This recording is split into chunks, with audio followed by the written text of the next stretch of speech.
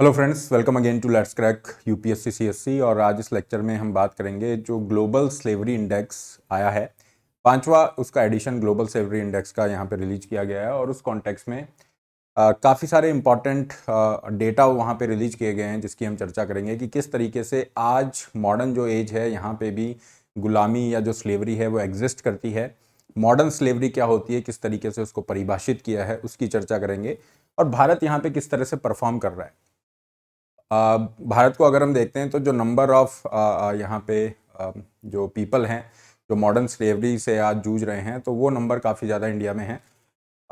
इसके अलावा और बहुत सारे ऐसे डेवलप्ड कंट्रीज़ या फिर हम कहें कि इकोनॉमिकली एडवांस कंट्रीज़ जैसे G20 नेशन है, तो उसके बहुत सारे ऐसे देश हैं जो यहाँ पे आपके इंक्लूड होते हैं, तो उनकी भी यहाँ पे चर्चा रहेगी।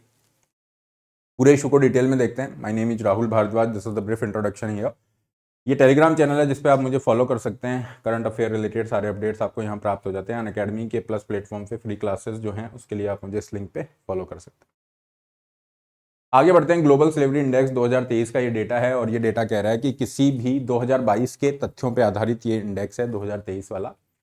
इसमें ये बता रहा है कि on any given day in 2021 50 million people were living in the modern slavery. 5 crore लोग मॉडर्न स्लेवरी से ग्रसित हैं, इस तरह से जूझ रहे हैं।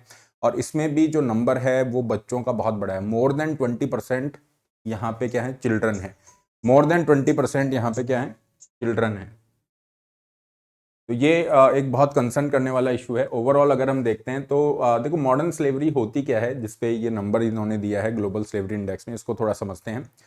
मॉडर्न स्लेवरी के अंदर आपका आएगा फोर्स्ड लेबर, ठीक है, या forced marriages, debt bondage, fine, human trafficking, इस तरह की सारी चीजें आपके मॉडर्न स्लेवरी में आती है।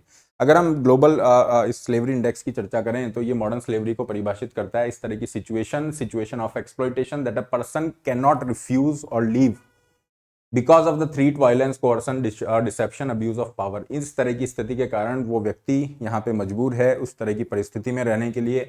जनरली हम देखते हैं फोर्स लेबर के फॉर्म में मॉडर्न स्लेवरी आज के टाइम पे एग्जिस्ट करती है। फोर्स लेबर के अंदर अगर हम देखेंगे, उसके अलावा ह्यूमन ट्रैफिकिंग के इश्यूज यहाँ पे आ जाते हैं। Sexual exploitation, domestic servitude, worst form of child labour, कई जगह पे चाइल्ड सोल्जर्स, और इस तरह से हमें देखने को मिलते हैं। फोर्स्ड मैरिजेस, डेट बॉन्डेज, कर्जा देके किसी को आपने इस तरह से मजबूर कर रखा है कि हाँ वो कर्जा नहीं चुका पा रहा, तो उसको फोर्स लेबर में आपने किया हुआ है।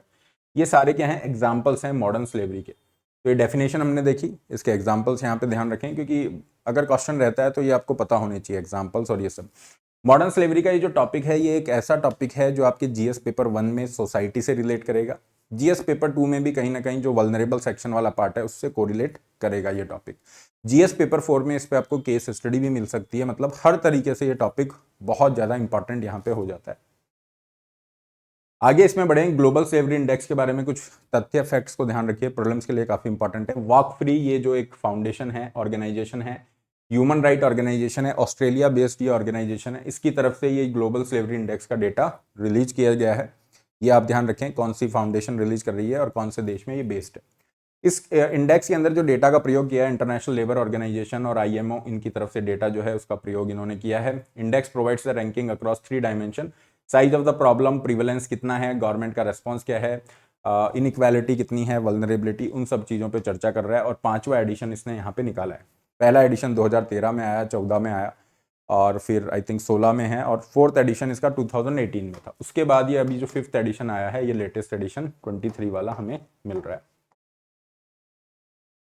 कौन से देश हैं जो सबसे यहाँ पे बुरा परफॉर्म कर रहे हैं, सबसे बुरी स्थिति कहाँ पे है, तो ये प्रिवलेंस के माध्यम से देख रहे हैं। इसका क्या मतलब है कि उस देश में रहने वाले जो नागरिक हैं पर 1000 पर्सन, 1000 जो वहाँ पे सिटीजन है, नागरिक हैं उस देश में, उस पर कितना प्रिवलेंस आ रहा है। जैसे नॉर्थ कोरिया में देखोगे, इसके अंदर 1000 में से 100 से ऊपर लोग ऐसे हैं, अराउंड 104 पर्सन आर देयर जो मॉडर्न स्लेवरी से ग्रसित है। तो ये प्रिवलेंस सबसे ज्यादा नॉर्थ कोरिया के अंदर है। फिर अरेट्रिया है, 90 आ रहा है। ये रट्टा नहीं मारना है आपको, just to make you aware कि कितना ज्यादा प्रिवलेंस यहाँ पे, कितनी ज्यादा मॉडर्न स्लेवरी जो है यहाँ पे एग्जिस्ट कर रही है। क्योंकि एब्सोल्यूट नंबर में देखेंगे तो उन देशों में ज्यादा होगा जहां पे पॉपुलेशन ज्यादा है, ठीक है। तो ऑब्वियसली इंडिया है, चाइना है, उन देशों का नंबर ऊपर होगा। तो रियलिस्टिक असेसमेंट के लिए ये ज्यादा हमें सही लग रहा है। इंडिया की भी चर्चा करेंगे, अभी उस पर भी आएंगे। 3 सेट इन्होंने ग्लोबल स्लेवरी इंडेक्स में दिए हैं। तो पहला सेट है सबसे ज़्यादा प्रिविलेंस कहाँ है, सबसे ज़्यादा बुरी स्थिति कहाँ है। तो नॉर्थ कोरिया, फिर एरिट्रिया है, मॉरिटानिया है, सऊदी अरब यहाँ पे आ जाता है, फिर टर्की आ गया, तजाकिस्तान है, यूएई यहाँ पे आ रहा है, रशिया, अफगानिस्तान, कुवैत, इस तरह से ये चल रहा है नंबर। इंडिया का समवेयर अगर प्रिविलेंस रेट देखोगे 8 के आसपास है। ठीक है, इस तरीके से बनता है। कौन से ऐसे देश हैं जो अच्छा परफॉर्म कर रहे हैं? ओके, तो 160 देशों को ये जो ग्लोबल स्लेवरी इंडेक्स है क्या करता है, 160 जो कंट्रीज हैं 160 देशों पे ये रैंकिंग निकाल रहा है। क्लियर, 160 देशों। तो स्विट्जरलैंड सबसे अच्छा परफॉर्म कर रहा है। यहाँ पे आप देखोगे प्रिविलेंस रेट एक से भी कम है, मतलब 1000 में से एक से भी कम व्यक्ति है जो मॉडर्न स्लेवरी और इस तरह की परेशानी से जूझ रहा है। तो ये सारे देश हैं। एक चीज आप यहाँ पे नोटिस करोगे, जनरली ये इकोनॉमिकली काफी एडवांस कंट्रीज हैं, वेस्टर्न डेमोक्रेसीज यहाँ पे हैं। ठीक है, इन देशों के अंदर आप देखोगे कहीं ना कहीं जो डेमोक्रेसी है या फिर जो फ्रीडम है, जो सिविल लिबर्टीज की हम बात करते हैं, ह्यूमन राइट की बात करते हैं, वो कहीं ना कहीं यहाँ पे कॉम्प्रोमाइज होते हुए दिखेंगे। कुछ कॉमन फैक्टर्स हैं जो आप देख सकते हो, जो पुअर परफॉर्मेंस कर रहे हैं उसमें क्या है, और जो अच्छा परफॉर्म कर रहे हैं उसमें इकोनॉमी, सिविल लिबर्टीज, डेमोक्रेसी, इस तरह की चीजें काफी स्ट्रांग है। एक थर्ड सेट इस ग्लोबल स्लेवरी इंडेक्स की तरफ से मेंशन किया गया, उसमें आप देखोगे G20 जो नेशन है, ग्रुप ऑफ 20 जो है, यहाँ पे अगर आप देखते हो तो ये कह रहे हैं कि अगर हम केवल नंबर की बात करें कि सबसे ज़्यादा लोग कहाँ पे हैं जो मॉडर्न स्लेवरी से आज ग्रसित हैं, तो उस नंबर की, एब्सोल्यूट नंबर की बात करते हैं तो ये टॉप 10 देशों की लिस्ट इन्होंने निकाली। इन 10 देशों की लिस्ट में 6 कंट्री हैं जो कि G20 का पार्ट है। G20 जिन बच्चों को नहीं पता, ग्रुप ऑफ 20 एक तरह का इंटर गवर्नमेंटल ऑर्गेनाइजेशन है, जहाँ पे क्या है 19 देश और एक यूरोपियन यूनियन, ये विश्व की सबसे बड़ी अर्थव्यवस्था है जो एक साथ यहाँ पे आते हैं और इकोनॉमी या फिर और जो भी इंटरनेशनल ग्लोबल मुद्दे होते हैं उनको डिस्कस करते हैं। तो यहाँ देखोगे इंडिया मेंबर है G20 का, चाइना भी G20 में है, Russia is there, Indonesia is there, Turkey is there और यूएस इज देयर। 6 मेंबर तो G20 के यहाँ पे हैं। तो कई जगह पे ये डिस्कशन भी हुआ, डिबेट स्टार्ट हो गई, क्या G20 मॉडर्न स्लेवरी को बढ़ावा दे रहा है और ये सब चीज़ें, उस पर भी हम आएंगे। सबसे ज़्यादा नंबर इंडिया के अंदर है। इंडिया में देखोगे आज के टाइम पे लगभग 1.11 मिलियन, 1 करोड़ से ऊपर जो लोग हैं वो मॉडर्न स्लेवरी से यहाँ पे ग्रसित हैं। प्रिविलेंस इंडिया का 1000 लोगों पे अगर आप देखोगे 8 के आसपास यहाँ पे आ रहा है। Fine, more than half of all the people living in the modern slavery, 50% से ज्यादा लोग जो आज मॉडर्न स्लेवरी में रह रहे हैं वो G20 देशों के अंदर हैं वर्तमान में। और इसी कॉन्टेक्स्ट में अगर हम देखें तो ये रिकमेंडेशन भी कुछ हमें देता है, और रिकमेंडेशन की अगर आप चर्चा करेंगे तो ये कह रहा है कि strong legislation and accountability of G20 nation, है ना, साउथ साउथ कॉपरेशन की भी बात कर रहा है। ऐसे देश जो इकोनॉमिकली काफ़ी एडवांस नहीं है, ठीक है, वो साथ में इन समस्याओं का हल यहाँ पे ढूंढ सकते हैं। क्योंकि देखो अगर हम बात करते हैं सस्टेनेबल डेवलपमेंट गोल के कॉन्टेक्स्ट में, अगर मॉडर्न स्लेवरी की बात करते हैं तो एक सस्टेनेबल डेवलपमेंट गोल है, goal number 8। Sustainable development goal United nation के द्वारा अनाउंस किए गए ऐसे 17 गोल हैं जिसको यूनाइटेड नेशन ने 2015 में अनाउंस किया। इन सभी गोल्स को 2030 तक अचीव करना है। तो उसमें 17 जो गोल हैं उसमें से एक गोल है decent work and economic growth, और इसी के अंदर काफ़ी सारे टारगेट हैं। आप देखोगे 17 जो SDG हैं उसमें 169 टारगेट्स हैं, उन्हीं में से एक टारगेट है 8.7। ये क्या बात कर रहा है, ये बात कर रहा है कि हर तरीके से किसी भी फॉर्म में मॉडर्न स्लेवरी जो है ना, जैसे कि आप देखोगे फोर्स्ड लेबर की ये बात कर रहा है, तो फोर्स्ड लेबर को हटाने की बात कर रहा है, चाइल्ड लेबर को एलिमिनेट करने की बात कर रहा है किसी भी फॉर्म के अंदर, and the modern slavery, human trafficking, child labour, force labour etcetera. तो उस कॉन्टेक्स्ट में भी यहाँ पे हमें जरूरी है कि ग्लोबल कॉपरेशन हो, है ना, ताकि इस तरह के मुद्दों को सॉर्ट आउट कर सके, और G20 का कॉपरेशन बहुत जरूरी है। इसमें आप रीजन अगर हम बात करें तो रीजन अगर आप देखेंगे तो पाएंगे कि कहीं ना कहीं इन कंट्रीज के अंदर जो मॉडर्न स्लेवरी है उसका प्रिविलेंस नंबर के फॉर्म में, एब्सोल्यूट नंबर में ज़्यादा क्यों आ रहा है, क्योंकि कहीं ना कहीं जो ग्लोबल सप्लाई चेन है, ठीक है, जिस तरीके से एग्जिस्ट कर रही है, या यहाँ पे जो लॉज हैं वो कहीं ना कहीं इस चीज़ को अलाउ कर रहे हैं।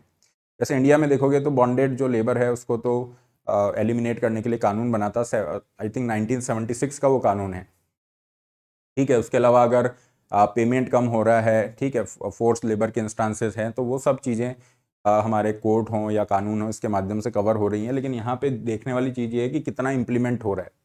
चीज़ें एग्जिस्ट कर रही है लेकिन उनका इम्प्लीमेंटेशन कितना है, वो सबसे बड़ी हमारे लिए चैलेंज है। तो यहाँ पे यही रहेगा कि इस जो इम्प्लीमेंटेशन का चैलेंज है उसको कैसे हम डील कर सकते हैं इंडिया के कॉन्टेक्स्ट में, कैसे जो लेबर है, वर्किंग कंडीशन है, उनको बेहतर बनाया जा सकता है, और इस कॉन्टेक्स्ट में जो रिसेंट लेबर रिफॉर्म हुए हैं उनको भी एनालाइज हम कर सकते हैं, क्योंकि कहीं ना कहीं उनको क्रिटिसाइज़ किया जाता है कि ये एक तरह से ओवर टाइम और ये सब अलाउ कर रहा है, तो उसको भी वर्कर्स का एक्सप्लॉयटेशन हो सकता है, that could be a kind of condition. तो इस कॉन्टेक्स्ट में हमें इंडिया के जो लॉज हैं उन सबको देखना होगा। सरकार यहाँ पे जो भी गैप हैं, है ना, इन एरियाज़ में वहाँ पे लॉ बना सकती है, उनका प्रॉपर इम्प्लीमेंटेशन कर सकती है, सिविल सोसाइटी को साथ ला सकती है ताकि लोगों में अवेयरनेस क्रिएट की जा सके, जो लॉ हैं, रूल्स रेगुलेशन है, उनका बेहतर इम्प्लीमेंटेशन किया जा सके। अब बात करें, इस मेथोडोलॉजी को लेके भी कुछ क्रिटिसिज्म सामने आता है। एक तो सबसे बड़ा इशू ये है कि यहाँ पे जो रैंकिंग मेथोडोलॉजी है, फाइन, इसके अंदर जो डेफिनेशन है, मॉडर्न स्लेवरी की डेफिनेशन है, उस पर क्लैरिटी नहीं बन रही है, और काफ़ी सारे जो एक्सपर्ट हैं वो इसको भी क्रिटिसाइज कर रहे हैं कि मॉडर्न स्लेवरी में आपने क्या डेफिनेशन लिया है, कि किस तरीके से आप चीज़ों को देख रहे हो, कभी किस तरीके से चीज़ों को देख रहे हो, और आपका जो मेथोडोलॉजी है ना, इसके ऊपर भी काफ़ी सारे कंसर्न है। तो ये एक डिबेट का इशू रहता है। दूसरा ये है कि कहीं ना कहीं जो हमने ये प्रिविलेंस वाला देखा था, तो ये जो 2 कंट्री हैं, इसमें आपने नोटिस किया होगा ये सारे देश जो हैं इकोनॉमिकली काफ़ी एडवांस है। ठीक है, हालांकि यहाँ पे भी सऊदी अरब है, टर्की है, रशिया है, इकोनॉमिकली एडवांस है, लेकिन बहुत सारे ऐसे देश हैं जहाँ पे मॉडर्न स्लेवरी आज ज़्यादा प्रिवलेंस के अंदर है, ज़्यादा पाई जा रही है। वहाँ पे जनरली वो क्या है, डेवलपिंग देश हैं या फिर गरीब कंट्रीज़ हैं, पूरर कंट्रीज़ हैं। तो ये कह रहे हैं केवल इस चीज़ के माध्यम से आप क्या कर रहे हो, जो गरीब देश है उनको स्टिग्माइज कर रहे हो, और जो रिच कंट्रीज़ हैं, ठीक है, उनको एक तरह का फ्री हैंड दे रहे हो। ये भी एक तरह का इशू इसमें रहता है। बट ओवरऑल अगर हम देखें तो एक बहुत इंपॉर्टेंट मुद्दा ग्लोबल स्लेवरी इंडेक्स उठा रहा है, ठीक है, और जिन देशों में इसका प्रिविलेंस ज़्यादा है, स्पेशली जो G20 जैसी बड़ी इकोनॉमीज़ हैं, वहाँ पे प्रिविलेंस देखने को मिल रहा है। तो वो यही हमें एक चीज़ सजेस्ट करेगा कि जो बड़ी इकोनॉमीज़ है वहाँ पे जो आपके ट्रेड रिलेटेड जो लॉज हैं, लेजिस्लेशन है, या जो ग्लोबल सप्लाई चेन है, उसको हम इस तरीके से तैयार करें कि वहाँ पे force labour, human right exploitation, इस तरीके का कोई चांस ना हो, और मॉडर्न स्लेवरी को हम धीरे धीरे ख़त्म कर पाएँ। That's all in this particular lecture. जैसा मैंने पहले भी मेंशन किया था कि आपका जीएस पेपर 1 में सोसाइटी के कॉन्टेक्स्ट में, जीएस पेपर 2 के अंदर भी जो वल्नरेबल सेक्शन आते हैं उस कॉन्टेक्स्ट में, और जीएस पेपर 4 में केस स्टडी के कॉन्टेक्स्ट में ये चीज़ें आपकी आ सकती हैं। सजेशन भी हमने डिस्कस किए हैं, कुछ रिकमेंडेशन इसने दी, वो भी हमने बात की। सेशन का जो पीडीएफ है इस टेलीग्राम चैनल पे आपको यहाँ पे प्राप्त हो जाएगा। इसके अलावा और जो करंट अफेयर रिलेटेड अपडेट्स हैं वो उसके लिए आप यहाँ पे टेलीग्राम चैनल पे जुड़ सकते हैं। इसके अलावा जो बच्चे यूपीएससी की तैयारी कर रहे हैं, अनअकैडमी से आप जुड़ सकते हैं for your complete 1 point solution for UPSC preparation, जहाँ पे घर बैठे आप पूरी तैयारी यूपीएससी की अपनी कर सकते हैं। इसमें एक बार आपको सब्सक्रिप्शन लेना है, मतलब एक बार फीस देनी है, उसमें कंप्लीट सिलेबस आपका होगा। एक बार आपने फीस दी है, जितने भी एजुकेटर अनअकैडमी पे पढ़ा रहे हैं किसी से भी आप पढ़ सकते हैं। कंप्लीट आपको स्टडी मटेरियल मिलता है यूपीएससी की तैयारी का, अपडेटेड विद करंट अफेयर्स। आपकी टेस्ट सीरीज प्रीलिम्स मेंस की इसमें रहती है, मेंस में आंसर राइटिंग इवैल्यूएशन रहता है, डाउट सॉल्विंग, और ये सारी चीज़ें इसमें इंक्लूड हो जाती हैं। तो सब्सक्रिप्शन का लिंक आपका टेलीग्राम चैनल पे भी शेयर होता है, इसी वीडियो के डिस्क्रिप्शन बॉक्स में भी मिल जाएगा।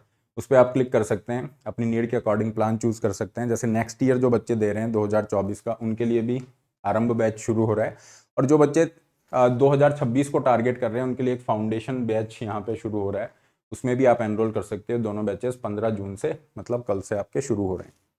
Use the code RB Live to get the maximum available discount and personal guidance. तो जो ये आप कोड यूज़ कर रहे हैं, इसको यूज़ करने का फ़ायदा है कि आपका जो भी मैक्सिमम डिस्काउंट एप्लीकेबल है वो तो रहेगा ही, आपको पर्सनल मेंटरशिप भी यहाँ पे मिल जाएगी।